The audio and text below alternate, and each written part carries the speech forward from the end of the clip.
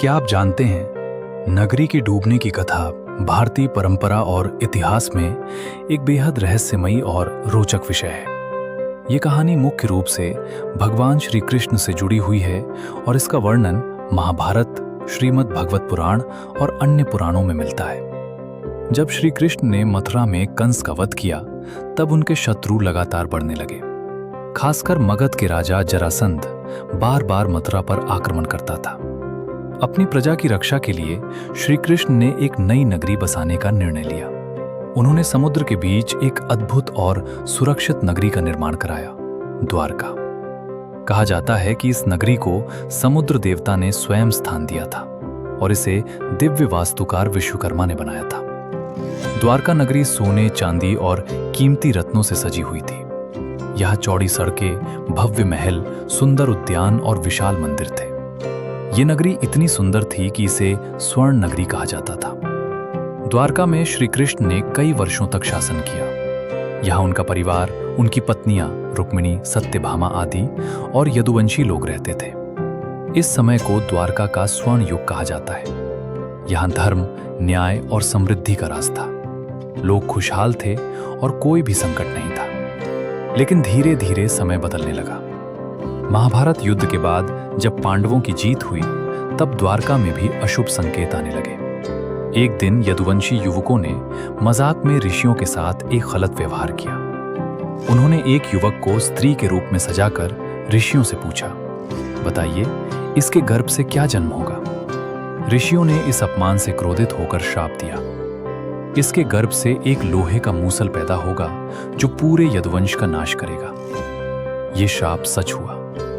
उस मूसल को नष्ट करने की कोशिश की गई, लेकिन उसका चूर्ण समुद्र में बहा दिया गया। वहीं से विनाश के बीज बो दिए गए। समय बीतता गया और यदुवंशियों के बीच आपसी झगड़े बढ़ने लगे। एक दिन सभी यदुवंशी समुद्र किनारे उत्सव मना रहे थे।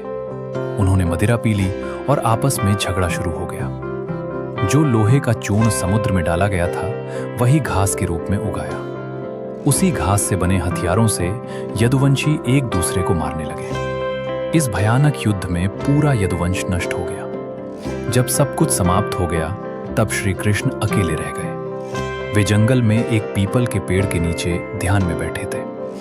तभी एक शिकारी जरा ने उनके पैर को हिरण समझकर तीर चला दिया। तीर लगते ही श्री कृष्ण ने अपने शरीर को त्याग दिया और अपने दिव्य लोक को प्रस्थान कर गए। श्री कृष्ण के जाने के बाद द्वारका नगरी पर संकट आ गया।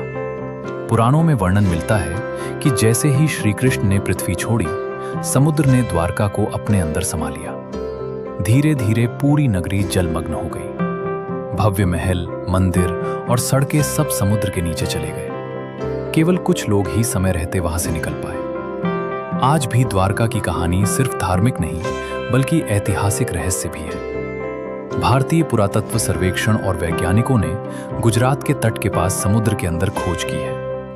उन्हें वहां प्राचीन नगर के अवशेष मिले हैं, पत्थर की दीवारें, प्राचीन संरचनाएं, बंदरगाह के संकेत। ये सब संकेत देते हैं कि कभी यहाँ एक विकसित नगरी थी जो समुद्र में डूब गई। द्वारका की डूबने की कहानी हमें कई महत्वपूर्ण बातें सिखाती है। अहंकार और मजाक का परिणाम, ऋषियों का अपमान पूरे वंश के विनाश का कारण बना। समय की शक्ति, चाहे कितनी भी महान नगरी हो, समय के आगे सब नष्ट हो जाता है।